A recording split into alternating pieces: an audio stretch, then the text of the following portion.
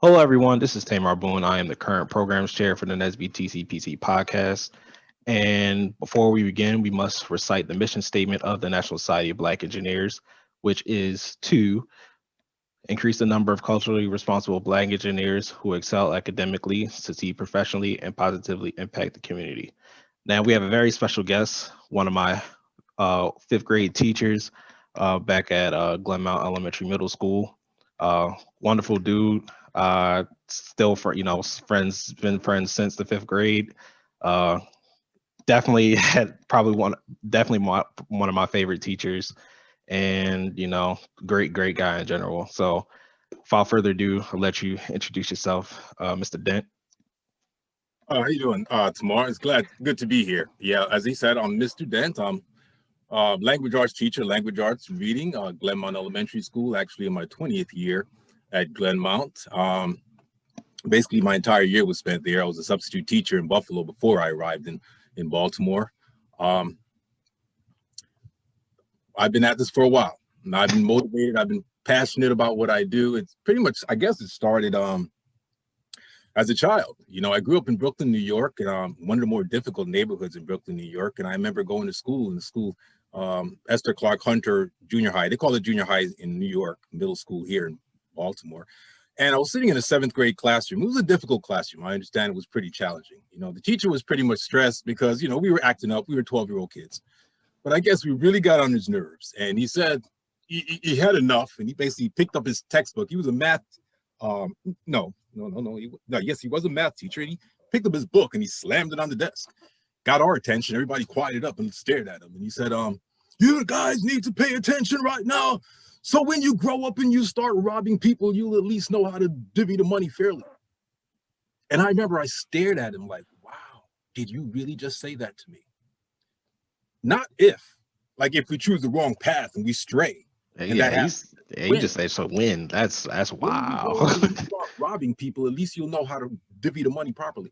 And I guess he realized what he said later, and the next day he came back and apologized. He brought the class together and said, I want to talk to you about what I said, and I really didn't mean it that way. And okay, he tried his best, but I could never shake that. It came out of his mouth. And it just changed my whole attitude about who he is and what he thinks of me. And prior to that, I thought this was a guy who really cared about me. But when he said that, everything just became crystal clear. That was really clarifying, because I started realizing that this man, he sees me at my highest potential as being a criminal. And that's where I'm going to end up. And it was difficult for me to perform at my best for him at that point, because I realized that he didn't see me as nothing more than that. And that stayed with me for a little bit, past seventh grade, eighth grade, even high school. I would reflect back on that, and I started to think to myself, had I had the opportunity, had I been in his shoes, I would have taken it a whole different direction. I might have said, even if I become emotional, I may have said, listen, hey, you guys got to learn this stuff. So when you have your own classroom and you're teaching, you'll be able to explain it better. Or when you're a professor and you're explaining it to your students, take it to another level stay on the positive. Let the students know that, you may be acting up now, but I know where you will be. I see where you're going in your life. And that might have had a different impact on them. And I started with my thinking about the different directions he could have gone with this. I started thinking, I wouldn't mind if I could have been my own teacher. I started coming up with ideas and thinking, I could be that teacher that I wished I had, because I could think of ways I could have handled that situation a lot more effectively than he did. And that's one of the things that eventually led me, not directly, but eventually led me to the teaching profession, because I wanted to be a teacher who believes in my students, that understands what my students are capable of, and could relay that information to them, how much I believe in them and how much I'm going to challenge them and force them to arrive at a certain area that I know they're capable of arriving at. Yeah, I know you definitely had creative ways to get our classes to perform well. Like even the most unruly. Like everybody knew, just like, hey, don't act up in Mr. Dent's class. Like everybody, all the other class people act up, and it was like, when it comes to Mr. Dent class, nobody really acted up in your class, because everybody knew it's like, all right, you at least, like, I don't know, I just felt like that you really cared about us. And and like I said, also you were really fun. You made the class entertaining. Like me, I'm a mechanical engineer, and language arts isn't something that I enjoy, but you definitely made it fun and definitely made me want to work hard at it and things like that when I was in your class. Um, Oh, say that again. Learning can be fun. Yep. That's what I wanted to pass it on. The teacher, we had a principal at the time, Miss Williams, Miss Charlotte Williams. Oh yeah, I remember. Remember? Yep. I remember in a professional development, she brought my name up to the other teachers and she said, I like Mr. Dent is the magician. And I sort of scratched my head like, where is she going with this? I'm a magician. And then she went on, she says, Mr. Dent's a magician because he teaches 5th grade and he's had some of our most difficult students. And these are students who would be acting up and getting suspended and running the halls and acting a fool in the 1st grade, sitting in the principal's office. 2nd grade, they're doing the same thing, find themselves in the principal's office, getting suspended, fighting, riots. 3rd grade, the same thing. 4th grade, the same thing. And by the time they get to the 5th grade, you don't hear from them again. They're no longer roaming the halls. They're no longer fighting. They're no longer getting suspended. They're no longer sitting in the principal's office. They're just in Mr. Dent's class. Where are they? They're sitting in Mr. Dent's class. They're engaged and they're learning. So they said, Mr. Dent, what are you doing so different? Why the students just changed so dramatically? And I guess my response off the tip, I said, I made them believe. It's like, made them believe. Believe in what? I made them believe in themselves. I made them realize the possibilities of what they can do if they turn their act around. I also, like you said, I made sure reading, I made sure they were engaged. I made sure they understood that it doesn't have to be constant work and struggle. You know, we can learn. Oftentimes I would teach you, Tamar, and you had no idea you were even learning. You thought we're having fun, but I was teaching you. Much of the stories I would share, they were like little nuggets of truth and life lessons plugged into that was by design. That wasn't an accident. Yeah, I'm about to say you had a bunch of stories, and everybody I know, like I really thoroughly enjoyed them, especially your military ones. Those are hilarious. Absolutely. Well, much of that I shared because I was trying to ingrain in you all the importance of discipline and demanding more from yourself. And just when you think the going couldn't get any tougher, just when you think you don't have any more to give, if pushed hard enough, you'll find more to give. You can dig deeper. And that's one of the reasons why I shared those stories about when I found myself in extremely difficult situations, but I found my way out of it. So tells me now as I go forward in life that there's really nothing that can come at me that I can't handle. Because if I made it through that, I can make it through anything, and so can you. So let's talk about your military background. So how did that impact the way you teach? Well, it impacted the way I teach because I realized that order is important. It made me realize that if you want to do something in life, there's going to be a degree of planning involved. Nothing just comes right off the bat. You don't just decide I want to do this and you start doing it. You got to put the work in. You got to plan. You got to think. You got to replan. Decide what's not working and what you need to change to make it work. And I learned much of that in the Marine Corps. You know, about getting through tough situations and what can happen if you fail to complete certain tasks. And I guess in some form or fashion, that sort of led me to teaching. Again, not directly, but eventually led me down the path of teaching. Because I appreciated how my own drill instructors or my trainers, how they related to me and how they believed in me and they were able to push me to the next level. I grew up in a single family home, and these trainers, and even starting out in the beginning with my drill instructors, they became almost father figures to me. And the way they dealt with me, they were tough, they were firm, but at the same time, I was able to recognize how much they cared about my well-being and wanted me to succeed. And I was able to transfer a little of that into the classroom as well. Yeah, so I recently just got a job at the Air Force Research Lab in Dayton, Ohio. So I deal with a lot of my supervisor. She's a major in the Air Force, and leadership is very, very huge in that military, or in the military in general. And like they push all the civilians to try to take leadership courses to help advance the mission for defense and stuff like that. So I guess my next question to you is, if you, if you could be the principal, your own school superintendent, or even the secretary of education, like how would you want to lead the education system? Like, what would you do to transform the education system? Because we all know it's not as good as it could be, and especially in the Black community. Well, knowing myself, okay. One of the things that I would do before I became a teacher, and you're pretty much somewhat familiar with it because you've seen me at it. I was an athlete. Yep. I ran track, played football, basketball. I'm very competitive. And as I've gotten older, of course, I'm not into those things as much as I used to be, but I still take those competitive juices.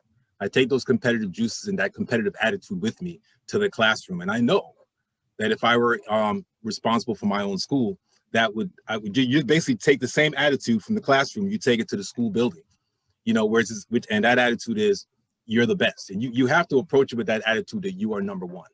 And my students sometimes laugh when I say it, but I'm like, second place doesn't get the notoriety. We're here for first place. Okay. And that's the climate I would want my students in that school to take with them. That's the concept of excellence, about we're number one and no other school in Baltimore can compete with us. No other school in Maryland or even the United States can compete with us, because that's the attitude I take with my sixth graders. You know, I try to get them to understand that, I try to get them to be obsessed with excellence. Yeah, Obsessed with the I'm about to say, absolute best. I already know how you know I was in your class. We're not going to say who I was necessarily was competitive with, but Mhm. you know, like I was super competitive when it came Absolutely. to And I everything. loved it. And I loved it about you, Tamar, because every once in a while you come across students who have those same competitive juices as a teacher. And then you come across those who do not. And that's kind of fun too, because then you can find a way to get that passion going and to transfer that passion. But some bring it. And you pretty much brought it to the classroom, to the point where if your scores weren't where they needed to be, it truly bothered you. I could see it in your face. And you would work even harder the next time around to make sure that that didn't happen again. I remember back in the class, a 90 you wouldn't be satisfied with, because you know there's room for improvement. And as long as there's room for improvement, you're going about that. Even when you used to come back to visit me in the class, you probably forgot yourself, but when I was teaching and you'd come back to visit me, I think you were like 18, 19 years old, and you sit in the back of the classroom and you're on your computer, and I'm wondering what you're doing. You're looking at your grades. Oh You're looking yeah. at your grades to see how you can improve, what your grades are at the point, what you're gonna, you know, what your goals are to get them even better. I mean, you were really obsessed with that. And that's a beautiful thing. And that's what I try to get my students to understand. And I want I want my students to realize that, you know, just my presence should mean something. You know, I want my students, I'm very self-reflective. And I think about myself as a teacher and what I bring to the table, or what I bring to the classroom, or what I bring to the school system. And I ask myself certain questions. And I say to myself, is my classroom a better classroom, a more effective classroom, a top classroom, because I lead it? Because I lead it. Emphasis on the word because. Okay. Are the students who are in my classroom at an advantage over other students because I lead it? Because Mr. Dent is their teacher. You know, that's the attitude that I have. And if I can't answer that with a solid yes, then I know I've got some work to do.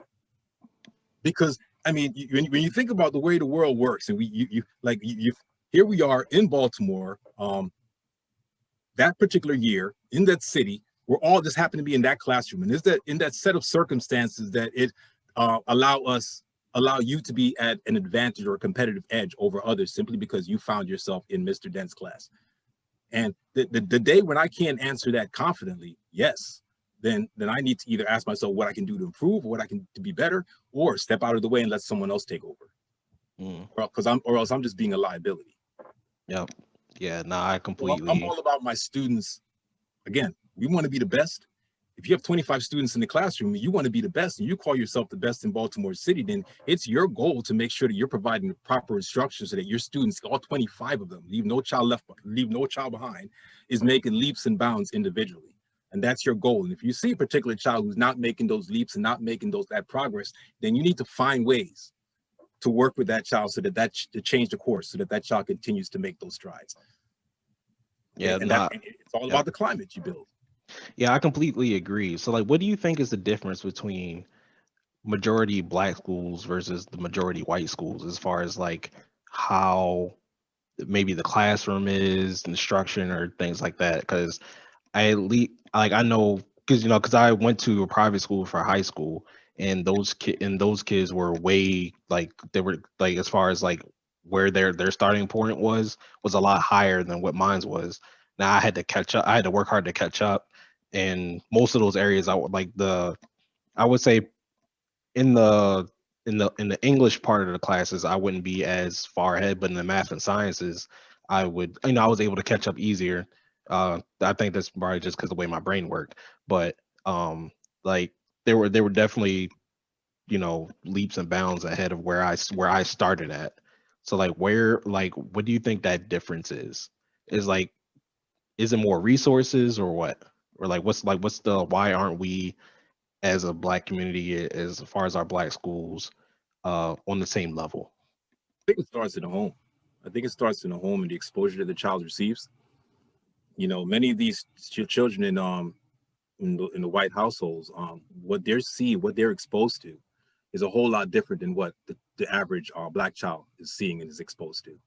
You might be sitting there and you're looking across the street and your neighbor is an electrical engineer or aerospace engineer or a lawyer and an accountant. You're seeing those people. You're seeing them at the barbecue. You're having conversations with them. They're coming over. These are the conversations that are taking place in a household. It's entirely different than with the conversation that you might see in a typical black household. It's just that what they're seeing. And I say you're a product of your experience.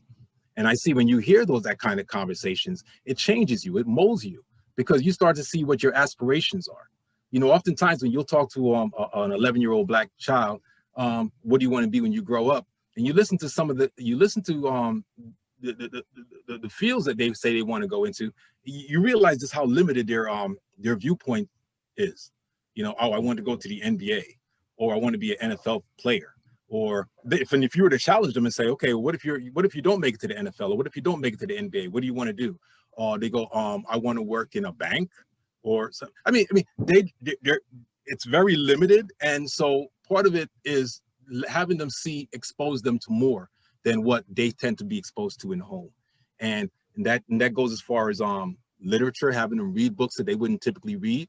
What I try to do is I try to introduce them to literature that probably wouldn't spark their interest on their own, but we can look at it together, look at the front pages, the back pages, talk about it, and find ways we connect it to them to find it. Here's a reason why you might want to be interested in this. You might want to read this. You never know where it'll take you.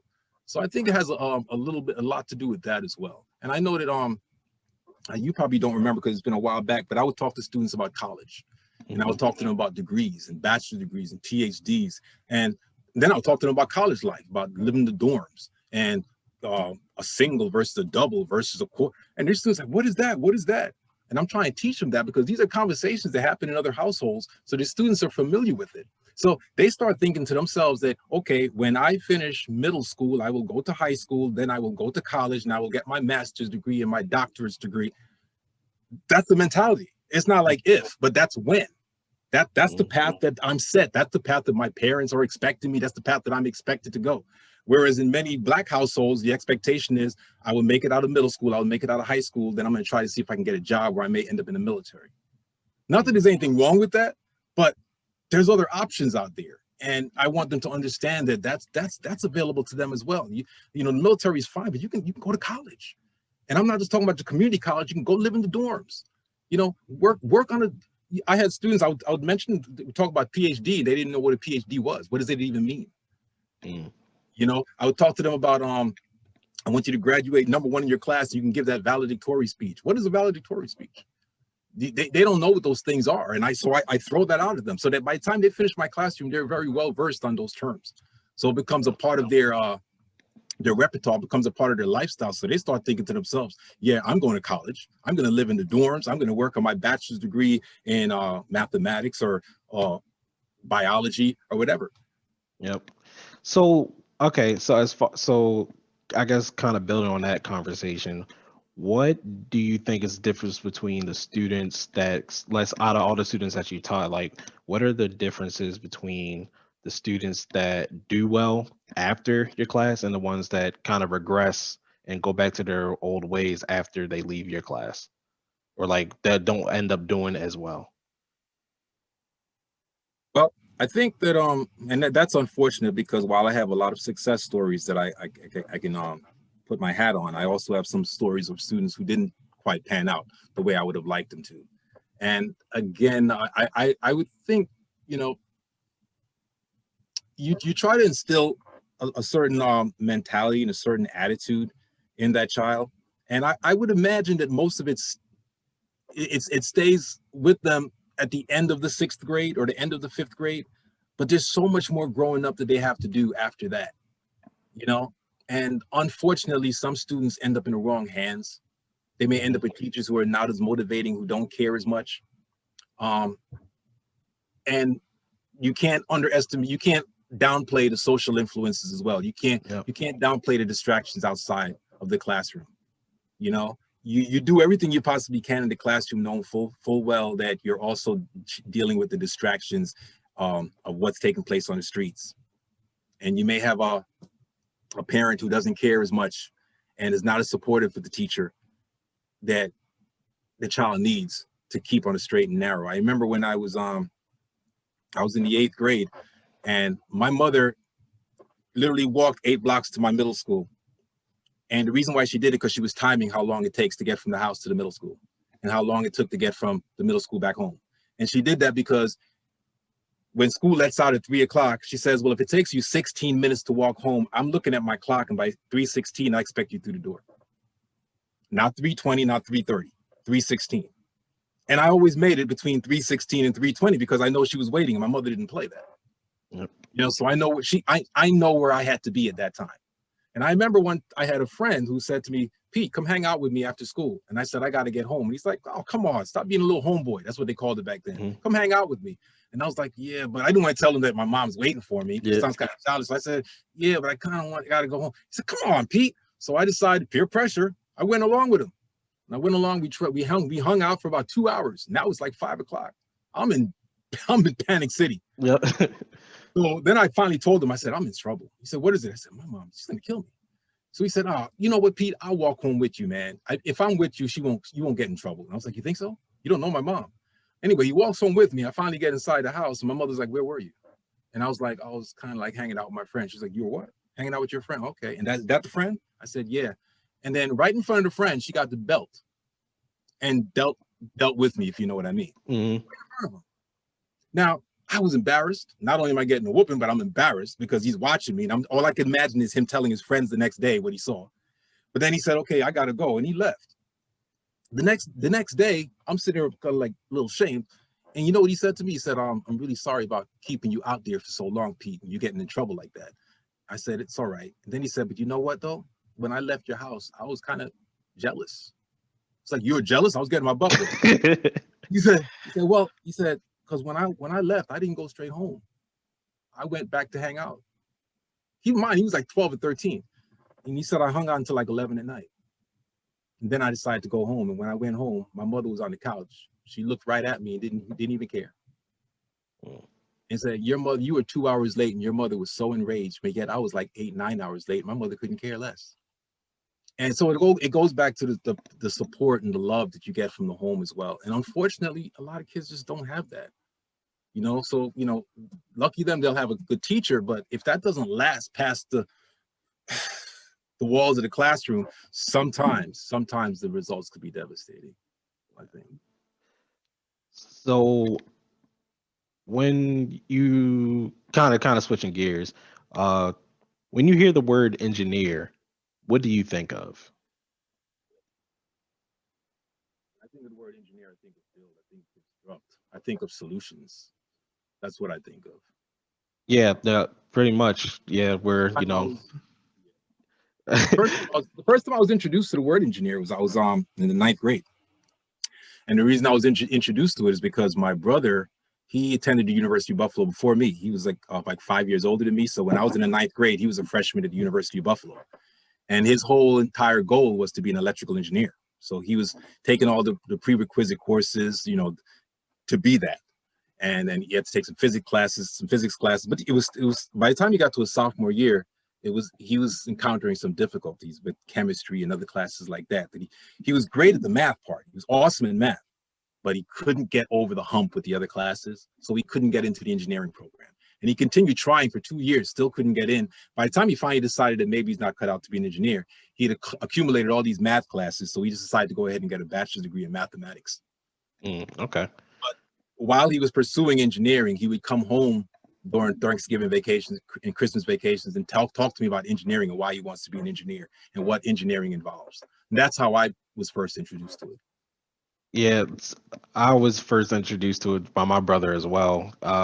He went to Poly, so there's kind of like more engineering school in general. So like through him, I kind of figured out what it was. So like I knew for me, like I knew if football didn't work out because all through middle school, elementary, middle school, a little bit of high school, like I was focused on football. But I knew that if that didn't all pan out, I was like, all right, well, I can do engineering, or maybe if I didn't want to go to a 4-year school, maybe I'd think about going to the trades and being like a mechanic or something like that. And speaking of which, why do you think that the trades are like so down, like downplayed or something? Like they're great jobs. What do you mean, the trades? Yeah, like trades, like electrician and plumbers, like they make great money, but like It may, nobody wants to go into them.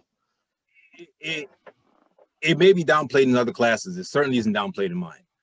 Because when I talk about, letting students realize that there's other avenues like college and going on to being a doctor or a lawyer, I also make them aware that there's other avenues as well where you can make really good money. It was just the other day, I think only a couple of days ago, I was talking to my students about the construction industry.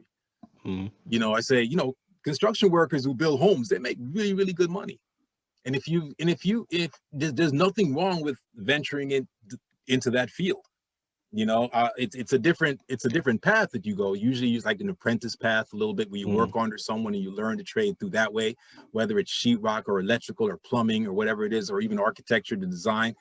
That's another avenue as well. And there's no shame in your game to go through that, because like you said, oftentimes a lot of those people are making more money than these white collar workers out there. Yep. And there's nothing wrong with auto mechanics as well. I had a student once who had a really strong interest in automation. Matter of fact, that student. I'll mention his name after I tell you this, but he wasn't interested in much of anything until I had a conference with him, and I said, what floats your boat? What really gets you stirring? And he said, cars.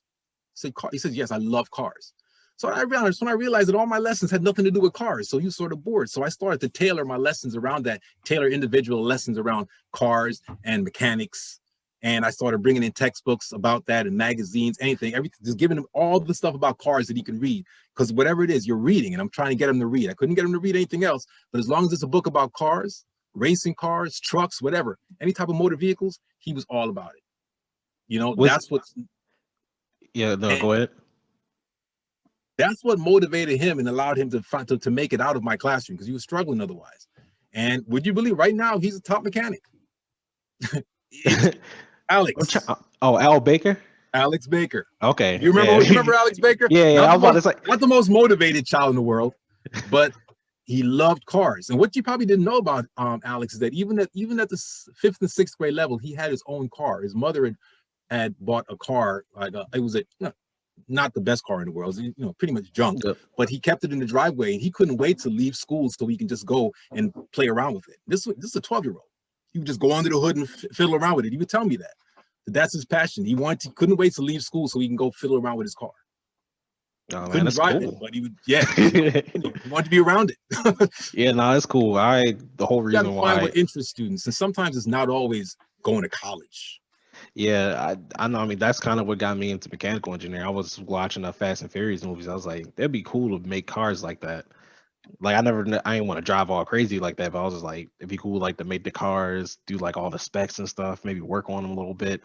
So I was like, well, I got the mechanics, or I got the engineers. I was looking at job salaries and stuff in 8th grade, and I was like, all right, well, if I do the engineering route, I can make more money, like in the immediate. And then if I want to do the auto mechanic stuff, I can do that later. I think it'll be probably harder to go the other way around. So I was just like, all right, let me go the engineering route. So yeah. So how has teaching been like in the pandemic? Like with, using Zoom technologies and things like that? Like how has that changed the way you teach? Well, I know one thing is maybe more tech savvy. Oh. I was pretty old school for most of my career. Yeah, I remember you saw chalkboard and everything.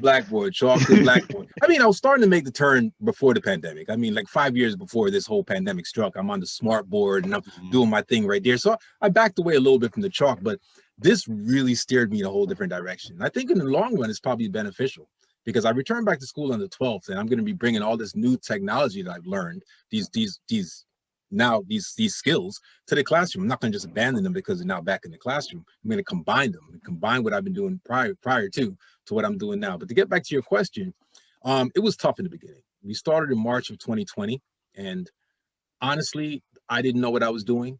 I would stand in front of the computer. I was doing the most basic stuff. Sometimes I would make some of the dumbest mistakes. I'm talking to the kids and I'm on mute. They have no idea what I'm saying until and so these kids are funny because in some classes they would tell me immediately, Mr. Dent, we can't hear you. Other kids, they would just watch me like this, like I'm a goldfish or something, you know. So that was a little crazy. I didn't know how all the other apps that I can use. I didn't know how Zoom works and how I could take polls and I can use PowerPoint and connect and links and all these different things that I can do now, which makes me a more effective teacher. So you had the situation where I'm not sure what I'm doing. And then these kids, they're 10 times in a worse situation than me. You know, half of them, they had no idea how to navigate. They couldn't find their way into the classroom. And so they're worried about being marked absent and their computer's not working, this not working. How do you make this work? And it was really, really frustrating. It was really frustrating. But we all learned together. We all learned together. The fall of 2020, things were a lot easier, and then it got easier still. Are we there yet? No. It's a struggle. And it's a little frustrating because we have some students who are excelling in the virtual platform. They're doing quite well.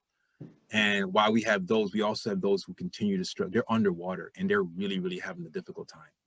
They're really having a difficult time. They're crying. They come to me. They're in the virtual. I'm in breakout rooms with them, and they're talking to me like, "Listen, I just can't do this. I can't." And so I'm looking forward to them, and I'm trying to encourage their parents to let's sign up to be in the classroom because it's optional. They don't have to be in the classroom on the 12th, but I'm trying to get the parents to understand that some kids, don't make it optional for put them in the class. They need to be in here with me because it's just not working out for them virtually. So you have the combination of those who are excelling and thriving and doing well, and those who are just absolutely not, and it's just overwhelming for them. Yeah. So like how, I guess so how are like the lesson plans? Like, is it like so like take me through your day to day of like how you prepare for the virtual class or class in general if it's the same. I'm always preparing. There's never a time I'm preparing and I'm not preparing. I'm always thinking about teaching. I'm always thinking about instruction. I'm always thinking about how I can teach better, always reflecting on the day before and what went wrong, what went right, and what I would do if I had a chance to do it again. So I'm always working on my craft and always sharpening my skills so I can be a better teacher the next day than I was the day before. And often, most of the times it works out. Sometimes it doesn't. Sometimes you just lick your wounds and say, okay, tomorrow's another day. But as far as class ends at 2:40, and sometimes I'll stay with my students a little longer for students who may be having some issues. So we'll stay usually until about like 3 o'clock or 3:40. Then when the students sign out, I start, I'll stay on Zoom and just to fiddle around and look around and see if there's anything else, any other tool that I could introduce to the classroom that I can use to provide better instruction the next day. I'll research and I'll talk to other teachers. I go in chat rooms and ask teachers what are they using, and what's working and what's not. And you'd be surprised what I've been able to learn from them, because they've been at it too for the last year. And I'm able to teach other teachers, hey, guess what? I just came across this app. It's awesome. You should try it. This is what I'm doing. And a teacher, the first thing I learned was Kahoot. The kids love Kahoot. Oh yeah, Kahoot. Never heard of it. Yep. That was the first thing I learned. And once I learned that, I ran with it, man. I found new ways to make it even more enjoyable and make it more effective. To the point where the kids are asking, we doing Kahoot today? We doing Kahoot today? And a number of other features. So it's gotten easier, and that's through hard work. But to me, it still doesn't replace actually being in the building with them. Yeah. I can only imagine, like, especially like I would hate to be a college student right now, especially in engineering, where like so much time, at least especially with my more difficult classes, when I needed to go to the library and talk to a bunch of folks like, hey, like how do you do this problem, or like that, where you spend hours and hours in the library just trying to figure out this one question, and like doing that over the internet is like a little bit challenging. Like for me, in the beginning, I'd sit there with a class of 20, 25 students, and there's maybe 2 or 3 who's having a difficult time, and I don't know how to reach them. It's not like if we were in the building, I would say, okay, let's move over to this side of the class and meet me in this corner and we'll discuss it. In the beginning, I would just sit there like, what do I do? How do I get to that particular student? I can see they're struggling. It's clear to me, but I don't know what I can do about it. Now, boom, I catch you struggling. I click breakout room. We break out. I let the students work in an independent assignment, and I go and we talk one-on-one private, so the rest of the class doesn't know. And we work out a problem. We work out. I'll work on them on an assignment that they may be struggling on. So you understand? Any more questions? If you have any more questions, you reach out. Do you want to stay in this breakout room alone so you can concentrate? And if you need my help, you just reach out and call me, and I'm right there. And just like that, I can give them that one-on-one attention. And that's me just excelling in this virtual setting that we're in now. That's great. Yep, that's great. Because I was always wondering, I was like, how do you do that? Like, you know, like leave a bunch of students to do stuff on, like, trust that they're doing stuff on their own, and then like to go pay attention to this to one particular student that's struggling, and like, you got the one-on-one with them, but it's like, what are the other students doing? Like, are they joking around or like what? They're only joking around if you make the work so boring and so tiresome where as soon as you're not looking there, they start playing around. But if you make the work interesting and you give a purpose behind it, and to the point where the students, they'll want to do it. That's the thing. And a lot of it, one of the tricks that I use is connected to their real life. If I can find a way to connect what they're doing to something they go through each and every day, where they see a purpose behind it, they'll work hard. And you work in groups, and you got to pick your groups carefully though, because for example, when I select my small groups to work independently, I make sure every small group has one leader. Someone who's proven that they're very disciplined. That's the person who will make sure that the group stays on task and they stay focused and they get the job done. So everybody in that group has a particular role. One person might be good at speaking and they're the presenter when it comes time to share what the group has been doing. Everyone has a certain role so that one person is just not sitting there doing everything. Yeah, no, that's great. That's a great skill, because a lot of the stuff that we, especially in the workplace I do, everything's a lot of group work, and if at least in college, like, it's always like one person's typically not doing anything, and it's that and that group is trying to bring that person along. So it's just like the fact that you're able to find that balance and help them get them involved is great.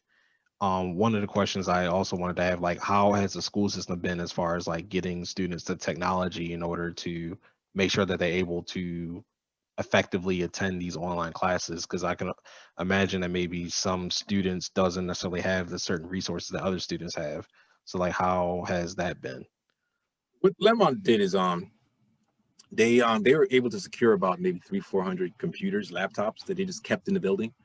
What they've told teachers is that to reach out to the students constantly, to let them know if they're having any technology issues, to let the teacher know. So when a student tells me their mic isn't working or the camera isn't working, or there's a glitch, or there is, what I'll tell them is, hold on a second, I'll reach out to the person who's in charge of the computer laptop distribution, send her a quick email and say, this particular student is having issues and blah, blah, blah. Is there a computer available? The answer is always yes.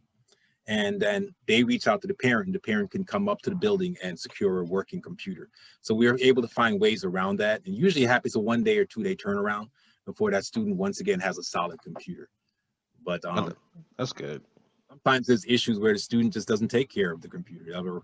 They'll fall on it and they crash, and the kids are kids. And now the computer isn't working. I've had a student who has like three replacements already. I'm like, it's not working again. I don't know, how am I going to ask for another computer? Come on now, got to get this right. But it was a struggle at first, but little by little, we're smoothing out the edges, and everything is working a little bit better than it was in the beginning. That's good. So I guess kind of take this to a more political realm, because I know you're a political person as far as your outside the classroom. Outside the classroom. I make it clear that in the classroom, I'm not political at all. My students don't even know what my political affiliation is, because that's not what I'm here about. It's about reading and learning and education. But yeah, outside the classroom, of course, you know already. I am pretty political. So I wanted to ask you, what did you think about the whole, I guess, Betsy DeVos's term and, being a Secretary of Education? What did you think about that? And what would you have done differently? Done something. I don't think she did anything. Pretty much, she was the wrong person for the job. She was never meant to be in that position to begin with. And I'm not trying to be partisan in that, because I mean, I'm sure there are Republican representatives who would have done the job much better than Betsy DeVos. I think it was she was placed in a position, I think, because of certain contributions that she's made. She sort of bought the position, bought the role. And I don't think public education was her top priority. I don't think she fought for public education. And if anything, I thought she fought against it. and she took more away than she added to it. So I don't really think much of Betsy DeVos. I don't think she contributed much to what we were doing. I think she only made our jobs as public teachers even more difficult. Yeah, so I guess what do you, because a lot of people, the public school system currently is failing a lot of students, and you have a lot of people wanting to do, they don't necessarily know what the solution is, but they're proposing these solutions. You got school choice, these tax credits so that they get these vouchers and stuff to go to different schools, and that takes money out the public school system. Which I'm not a fan of either. I'm just like, why don't you just make the public school system better so that you don't have these super overcrowded private and charter schools and stuff like that. But like, what do you think, like, how do we fix our broken public school system, especially Baltimore? I think, like, in Baltimore, like, you have certain schools that it's pretty much a school to prison pipeline. Like, you go to the school, these are probably the outcomes. So, like, how do you go about fixing that? I believe it all. The root cause is retention, or should I say lack of. Teachers need to. Teaching is a very challenging profession. It's an extremely tough profession, and oftentimes people go into it not fully understanding what they're getting into, and especially as public educators, especially in the inner city. They have no idea. And some may even think, oh, well, if I'm teaching at elementary, how tough could it be because they're smaller kids? Oh, it can be extremely tough. Yep. These kids, what they've seen and what they've lived, they come into the school with a certain, like, this kind of like armor and shield, and they're tough as nails coming in their mouth. So some teachers are overwhelmed, and they find themselves in the classroom and they're not making any headway as far as providing instruction. And what they do, they start to blame themselves and start to think that they just weren't cut out to be a teacher. And they often find themselves leaving the profession before really giving it their all. And a lot of times it's because they just didn't have the proper support. So I think what we can do is to make sure that these teachers who are entering the profession are surrounded with seasoned teachers who are ready to grab them, hold their hand, and help them, and not let them give up. Okay, to tell them that there will be a better day. You got to hang in there, because they've gone through it too. Even the best teacher in the world has gone through days where you've gone home and thought, I can't do this, But you're able to recuperate, you're able to recover, return, and try again, and then it gets easier. It's a long-term process, but it does get easier, and you learn tricks. The beautiful thing is, let's say if you're teaching fifth grade for like 5, 6, 7 years, the kids are entering the fifth grade and they're remaining for 1, but you're there for 5, 6 years, so you get a chance. It's almost like Groundhog Day to keep redoing it and redoing it and redoing it. And if you're all about your profession and trying to be better, then each year you should be a better teacher than you were before. I like to say that if I could find those 27, 28-year-olds now who were my first students, I would like to apologize to them, because I had no idea what I was doing. I really didn't. And if I can get, considering what I know now, I look at them, I say, wow, I really didn't know what I was doing. And I was sort of like an experimental guinea pig with them. It was like, thankfully most of them turned out okay. But support, I think, is what's really needed. And the interesting part is that male teachers are the ones that tend to flee the profession quickly after like 2 or 3 years. While at Glenmount, I've seen at least 15 teachers, 10 of them black males. That would have been nice to have some more black males in the profession. They've entered, they've left. They just didn't feel like it was the right move for them. The teaching profession was for them. And I would watch them in the classroom because I became friends of theirs, and I would actually visit them in the classroom whenever I was free. And I thought they were making good progress. I thought they were on their way to being superb teachers, but they may have had just too many bad days and just, concluded that that's not the profession for them, and they would leave. And I would do what I can to try to convince them otherwise, but they were like, no, I made up my mind. I had one who became an air traffic controller, one left and became a bartender. I mean, they just decided they want to do something else with their life. And I'm like, if they had only stuck it out a little bit longer, because that's what we need. We need experienced teachers. And that's what the inner city is suffering from, especially the schools that are struggling the most. You walk through those schools, most of the teachers are like first-year teachers, second-year teachers, third-year teachers. You ask yourself, where are the 15-year teachers? Where are the 20-year teachers at? They're not there. The turnover is so horrible because these teachers, you go in there, you spend 2, 3 years, you decide I've had it, I'm done. You leave. Now the principal has no choice but to hire someone else. The experienced teachers don't want to have nothing to do with the school. So they're not exactly going to leave the Rolling Parks to come to go to one of those schools. They're like, no thanks, but no thanks. So the principal has no choice but to pull someone out of college, just finished their senior year, 21, 22 years old, and you're putting them in the classroom to be eaten alive by these kids. And then so the story goes, 2-3 years later, they quit, and here you go again, picking another 21, 22-year-old. And who's suffering? The children are suffering through that. You got all these little kids teaching kids for 3-4 years, and it's really, really difficult. You know, I've been at Glenmount for 20 years now, so I've seen the range, I've seen the change. I don't even know if you know that Glenmount was a blue ribbon school at one time, which means it was a blue ribbon school, and I caught the ending of that when I entered in 2000. And I remember when I went up to, I was teaching 3rd grade as a first-year teacher, but I would venture up to the 2nd floor just to, you know, rub shoulders with the more experienced teachers and see what I can learn from them. And that entire middle school were 25-year teaching experience and above. I mean, it was pure experience right down the line, pure experience. But, you know, I don't know what you want to call it, but as students started coming in, these teachers started to retire. When they all retired pretty much at the same time, here come an influx of all these 20, 21, 22-year-olds, and the school just started to turn. Because you just need really good teachers who are willing to stay with the profession and continue to work and become better and better and better. And the better teacher you become, the students benefit from that. Yeah, I would say when I was there, like I would say definitely you caught some of those good ones. Yeah, that's what I'm saying. I was very fortunate. Yeah, you were. The kids today caught at the right time. Yeah, you caught some of the good ones. Yeah. Shoot. Go ahead. Say.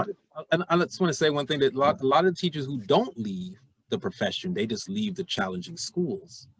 You know, I've spoken to a number of teachers. They would go to a school like for Glenmount, when Glenmount was going through some really rocky periods. They would start at Glenmount, but they've already filled out applications for other schools and set up interviews for other schools, and they're just waiting their turn until those schools come calling. So they basically stay at Glenmount until a top-notch school calls, and they're gone. And then so the story goes. But yeah. I guess another question that I would have is like, so you were an athlete in your younger years, and like, still run. How you still racing the kids? Still racing the kids. I don't give them the head start anymore. Now we run. Can't give them a 20-foot head start anymore, like when I was in my 30s. But we still run. Yeah. Pretty soon I'll be taking a head start. Yeah. Okay. Right. One of the questions I had is like, what do you think is the difference between that mentality from like the student athlete versus the non-student athlete when it comes in the classroom? Like, is there like a noticeable difference of how they interact in the classroom? Certain, I would think it would be more evident in high schools, even though I haven't been in the high schools. But even at the middle school level, the student athletes sort of have a certain attitude, like they don't, generally speaking, because there are exceptions. You were an exception. But there are students who feel like, well, since they have certain gifts, athletic gifts, that they don't really have to put forth as much effort in the academic sector, because their gifts will make up for it. And those are the ones who really, really do feel like they have a shot at the professional level. So their mindset is that that's where they're heading. So if they feel like, well, they don't necessarily have to be the best reader or the best thinker or the best mathematician, because they're going to be doing fine anyway in the professional level when they make it to the NBA or whatever. So sometimes it takes away from that. And that's where a good teacher has to come in and say, listen, it's wonderful, it's admirable of you. You set your aspirations so high, but you also have to be realistic and realize there's so many people out there that also feel the same, that they're heading there too. And the vast majority of you won't make it. You need to make sure you have a game plan and make sure you have your education in place so you could fall on that. I always had multiple backup plans. Just like growing up, just because like I have been very fortunate to have the family that I have, just because like I've seen success, so I've known what it looks like, and I've been able to aspire to be like, all right, well, I know if this doesn't work out, like I have something to fall back on, and I know what it looks like, and I know what that success looks like. Like I know for me, when I think about the students that I grew up with that were in my class, I look at, I would just kind of think like, dang, like I wish somebody would have like talked to them the same ways that like my, family and mentors had talked to me back then. And I'll just, a lot of incidents could have been avoided. Absolutely. I couldn't agree more. You were blessed. You were blessed that you had not only support in the classroom, but you had support outside the classroom as well. There's a lot of hours spent outside the class, and if you're not getting the proper intervention, somebody there for you to let them know they care, then, it's almost like a self-fulfilling prophecy. If people are constantly telling you you're not going to amount to anything, or this is the best you could ever do, then most likely you'll prove them right. Yeah. It's sad, but you'll prove them right. And because, but at the same time, the other end of the spectrum is if you're constantly telling a child, I believe in you, here's what you can do, here's what you're going to eventually accomplish in life, and you keep, even they might be, man, I ain't going to be doing all that. Yes, you will. Yes, you will. Eventually they start to believe it themselves. I was having a conversation with one student who was having some struggling with their essay, and I was like, I was trying to give him some pointers as to how you can make it stronger. I said, this is important, so when you're working on your dissertation, you'll be able, he's like, my what? I'm 12. First I had to explain to them what that was, but they say, this guy's, so I kind of took what my teacher said to me when I was younger, but I kind of twisted around and said, so when you're working on your dissertation, you will understand. So like, these are my expectations for you, that one day this is what you'll be doing. Now, just to let them know I believe in them, and I believe that they'll aspire to great things. Yeah. Maybe not that, but at least I know that they'll go far in life. And so what do you think has been the best motivator for your class? Like, I know there's things that you've done to motivate our class, whether it be,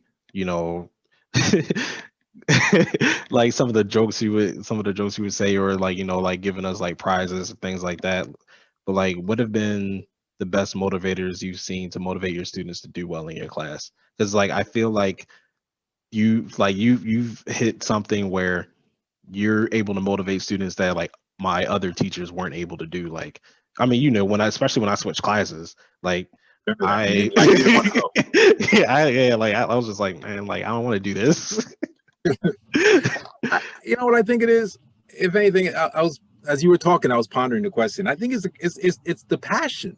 I would just say it's the passion. When, a lot of students, and I even felt the same way when I was a student, I would sit in these classrooms and I'm looking at the teacher and I'm like, you know what? I don't even know if I don't think the teacher even wants to be here.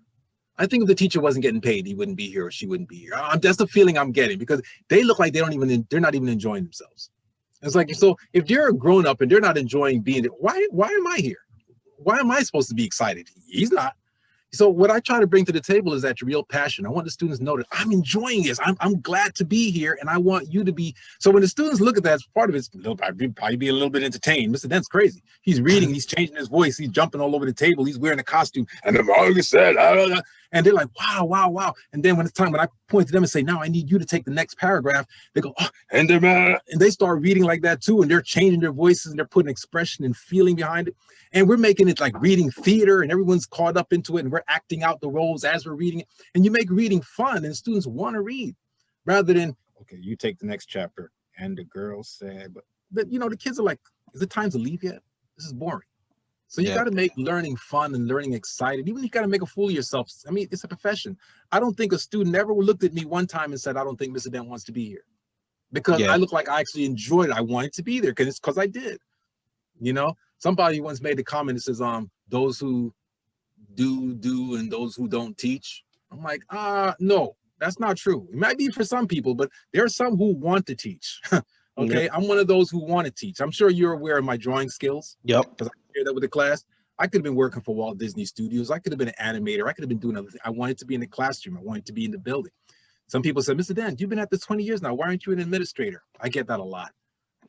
Because I enjoy being in the trenches. I like being with the students. And I'm not saying one day I won't, venture to that.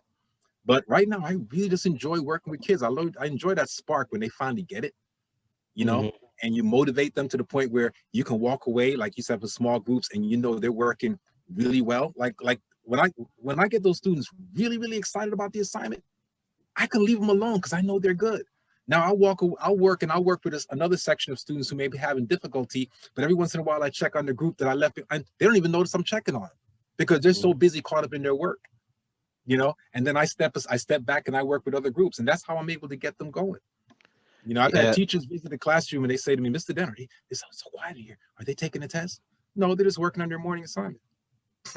But they're so into it, you would think they're taking the biggest exam of their life, but no, you know. So just got to get that mindset right for these kids. Yeah, I definitely understand what you're saying when you see that, you know, when they finally get it, because I've been coaching virtually and in person before the pandemic, but this past year been coaching robotics, and like to see that, you know, the wheels spin, to hear them think of through problems, and when they finally get it, it's like, oh man, it's like it's great. Especially like in the same thing when it comes to like whether it's coaching robotics, football, wrestling, or anything like that. Like when they get that, like, oh, like they're finally getting it, they're enjoying it, and they're having fun. It's like that feeling is great. Success. Yeah. Beautiful thing to watch. Yep. Yeah. So go ahead. You get the child to do that, like a child who's been struggling writing a paper, and you work with them, and they finally write that paper and they're sharing it with the class. And when they're done reading it, the whole class gets up and applauds, and they're looking like, wow. And I look at them and I say, you did that. And they say, wow, so I am capable of writing, you know. And almost, you know where that takes you? I mean, it's amazing. Yep. Yeah. So, you know, I gotta ask this: what's your best class of all time? Like, it's gotta be my class, right? Oh my gosh! You know, I'll be honest with you. I'll be very transparent with you. I do have a best class of all time. I really do. That's 20 classes now because I've been teaching 20 years. Mm-hmm. I'm sorry, Tamar. It's not. What? It's not my class. But I will say this: you're one of the best students I've ever had. You're probably one of my top 10 best students, and I've taught a lot of kids. I mean, your brain was on another level. So it doesn't surprise me the least to see where you eventually ended up. But your class itself was basically probably the second or third. Okay. You know, and here's why that is, because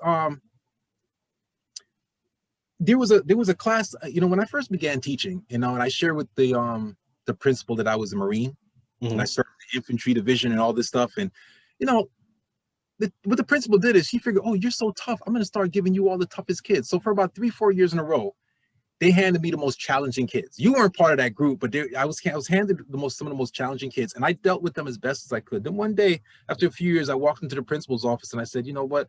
I appreciate what you're doing. You know, you trust me with these challenging kids, and I've been able to turn a lot of them around.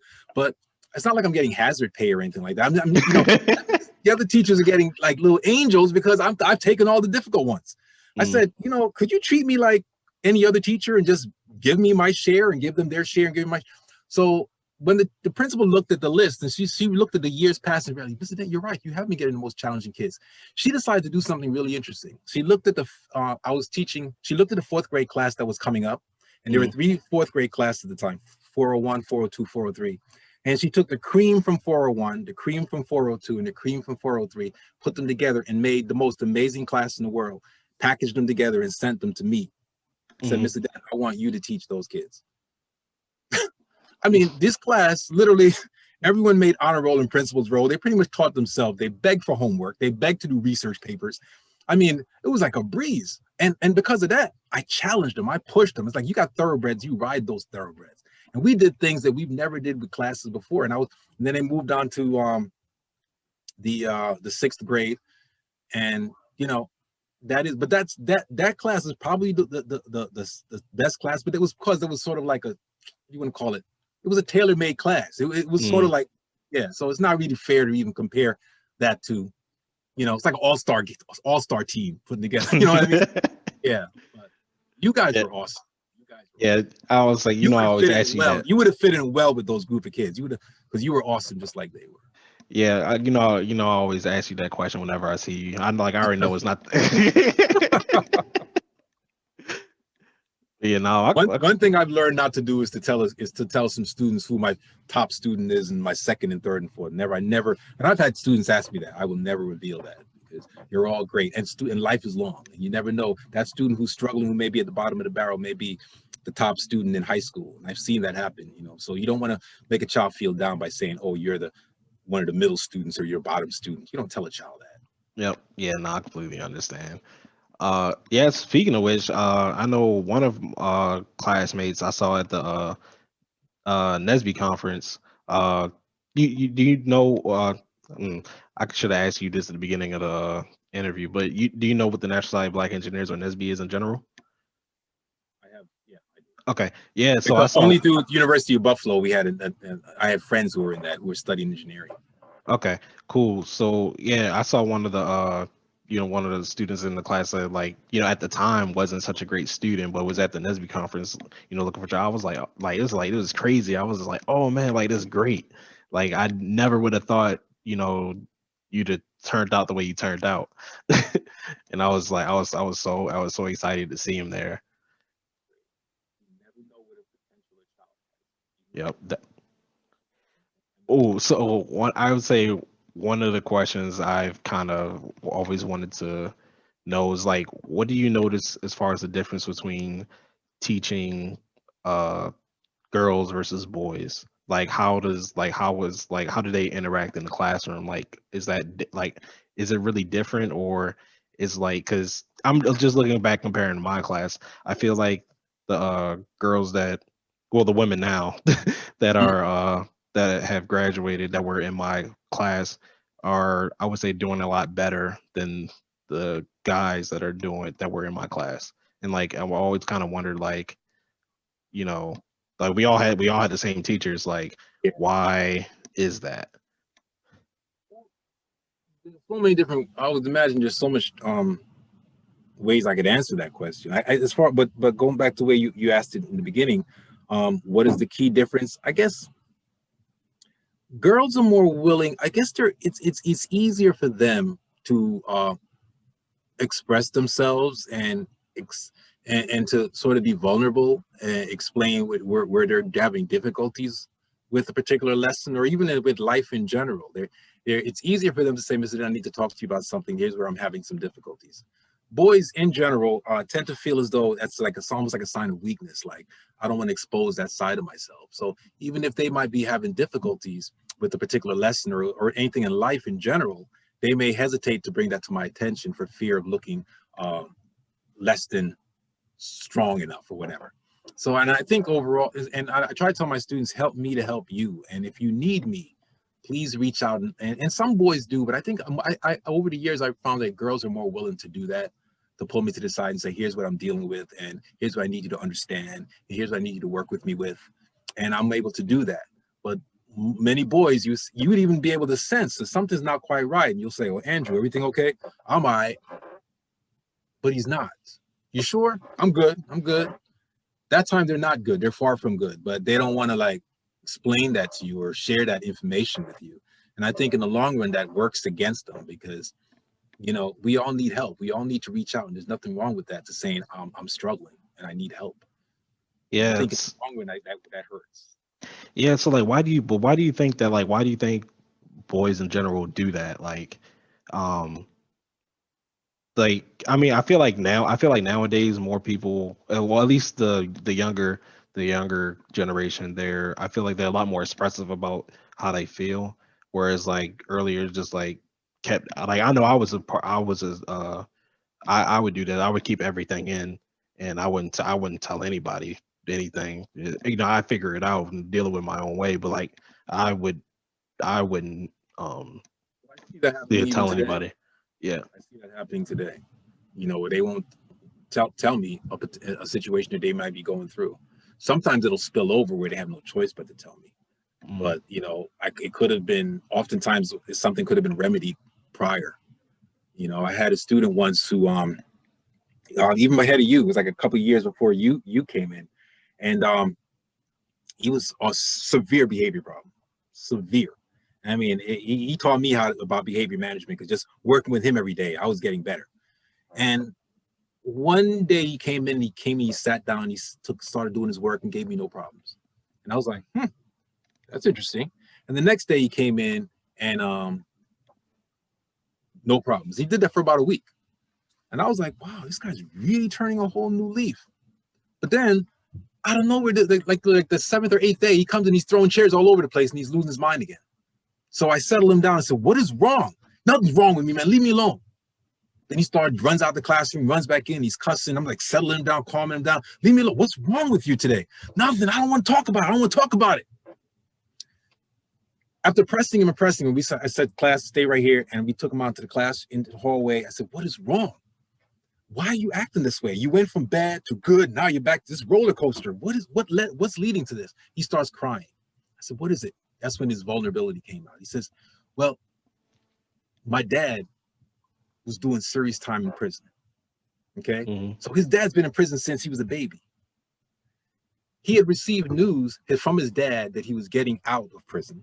Mm-hmm. The dad had said, I'm getting out of prison, and when I come back, I want to hear good things about you. I want to see your report card. I want to know that you're leading the right, that you're living, that you're following a better path than I did, so you don't end up in here. That's what the father told him. When the father was in prison with like 10 or 11 days to go, he said, I'm coming out in 10 days, and I want to hear good things about you. So that's why he changed and he started working hard, because he knew his dad was coming out and he wanted to sort of set the tone. This is who I am. But then he got messages later that the dad was involved in a riot in a prison, and they extended his time like 3-4 years. Oh, man. So my dad is not coming out. So what's the sense? Why am I killing myself? And then he took that attitude to the classroom, went back to the way he was, worse. But you see, and if I couldn't get that out of him, I would never have known that that's what's changing his behavior. It's not the classroom. It's not anything that I'm doing. It's what's happening outside. And so, but boys, for the most part, tend to keep that stuff locked in. But then it shows itself in other ways. Yeah. Yeah.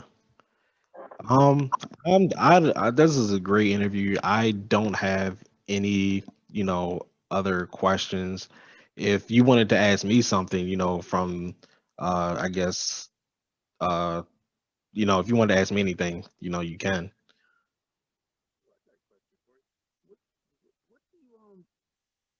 What do you remember the most about me and how I taught in the classroom? Anything that stays with you? And the reason let me tell you, the reason I'm asking this question is because I'm not gonna lie, I considered moving on to high school as a teacher. And the reason why is because I figured to myself, I worked so hard with these kids, and I like to think I did right by them, but they have so much years in school after they've left me. So many different things happen to them after they left me. What effect will I have on them by the time they're 18, 19? Will they even remember much of the lessons that I've ingrained in them? And so I was wondering, did anything that's left you with anything that even as a grown man now you remember that's may have helped you? Yeah, definitely. Like all the stories you would tell, just like wonder how funny they were. But two, just like how when the class would be kind of rambunctious, whatever, how you were able to quickly turn us around and get us back on tension and made us focus. Because like I said, I'm an engineer, and language arts isn't my thing. High school really made me hate English. I remember I would get a paper back, and they would give me a bad grade, and then it wouldn't be too much on the paper, but they would just write the word awkward on my paper, and I'm just like, what does that mean? Yeah, it was just awkward. And I'm just like, what are you talking about? What does that mean? How am I supposed to make myself better? And you know how me, when I don't handle criticism. That's lazy. One word. Yeah. And then I'm just I'm getting frustrated. I'm just yo, what am I doing? What am I doing wrong? And even if a child did a great job, I'm gonna explain why the child did a great job. Not gonna just write excellent. Yeah. Yeah, I was just awkward, and I'm just how because to me, obviously to me, it didn't sound awkward. Yeah. I'm obviously I wouldn't have turned it in if it sounded awkward. Yeah. Yeah, to me, obviously this didn't sound awkward. So how does this awkward to you? And then again, I'm coming from the inner city of Baltimore. I'm at a private, predominantly white institution, private school. So I'm just what's the disconnect? This makes perfect sense to me. Did you ever approach him about this and talk to him about it? I did, but I think that I don't think I went into it with the right attitude, because I was already super upset, and then also given the fact that the school they do have some racial issues sometimes. There's been incidents and stuff like that. I know there's been incidents with me personally that I felt like had I been a white person, it wouldn't have been taken that way. So I was already coming in with that particular mindset. So like I was already very combative, and like whatever he said, I was just like, man, whatever. Like I don't care. Hey, so like yeah, good reason. so like that's how I kind of walked into that situation. But um so like I don't remember exactly what he said, but to me it didn't make sense. But you on the other hand, Feeling like that when you had when he said it. yeah. That's it. That is the feeling. Yeah. Yeah, so like whenever I, had like issues or something was wrong, you were always you always explained it to me in a way that was like, "Oh, okay, I understand. This is how I make it better." And like I said, you also made the class fun. Like you were like I mean, you were tough at the same time, but you also made it fun and you made it interesting, and like you were always able to bring the best out of everybody because like although you were tough, you always explain things the way that everybody can understand it, and that's the one thing that I really appreciated. Thanks for that. Thanks for that. I never Yeah. forget that a student who was leaving my classroom spoke to another student who was entering my classroom. Just found out I was going to be their teacher the very next year, and so that student said, Mr. Dent's going to be my teacher next year. What can you tell me something about Mr. Dent?" And the student who was about to leave said, "Okay, I'll tell you something about Mr. Dent. Get ready, because next year you're going to have more fun than you've ever had before. But at the same time, you will never work as hard in a classroom as you will work in Mr. Dent's class." I was like, how can you reconcile the two? You'll see. So that's what we do. We work Yeah, hard, we have fun. Mm-hmm. yeah, I've thought about like I know when I thought about teaching middle school in particular because I always felt like that was like always like the critical point between like all right, if you do good here, because like at least especially in Baltimore when it comes to the high schools, like depending on what high school you go to can like determine your whole trajectory in life. I try to preach that to my children, my students, all the time. So it's just like I know for me personally, if I was wanted to teach, I would want to teach middle school just because it's just like, all right, at least if you get them to a good high school, they have a better chance. If they're at a lower performing high school, like they're not gonna have any shot. And then even if they And then do they're do stuck well, there for 4 years. Right. yeah, Yeah. they do well. Like even if they did do well, they're not gonna be prepared for college if they want to go or if they decide to go. So it's just like My if brother, my brother graduated #1 in his high school, and he left for University of Buffalo with this what do they call it, something on his shoulder. He really thought he was the bomb. He was all that because he graduated #1 in his high school. What he didn't take into account is that was one of the worst high schools in New York City. So to mm, graduate #1 in that high school didn't really mean much, and he realized that when he went to University of Buffalo and realized that everybody in his freshman class was as smart or smarter than him. And he was just a small fish in a giant pond. And then he took placement tests and found himself having to take all these remedial courses because his high school didn't prepare him well. So yep, it really matters what high school you go to. You're right. yeah. So that's why, like, if I were you, I would stay, middle school class range because I think that's where you would have the most effect on your students. Your advice means a lot. Hold on, say that again. Your Oh, advice, your words mean a lot yep. to me. Thanks. Again, I appreciate you for coming on and having this chat with me. Uh, it'll be fun posting on YouTube and telling like all of like, oh, I had an interview with Mr. Dent. Go check it out. Oh my gosh. I'm so self-conscious. I don't know what I'm gonna think when I look at that. I'm like, oh, okay. No, this is Alrighty. great. Like, yeah. But I, it thank was you. nice. I enjoyed the conversation, really. Okay. Yep, thanks. Anytime.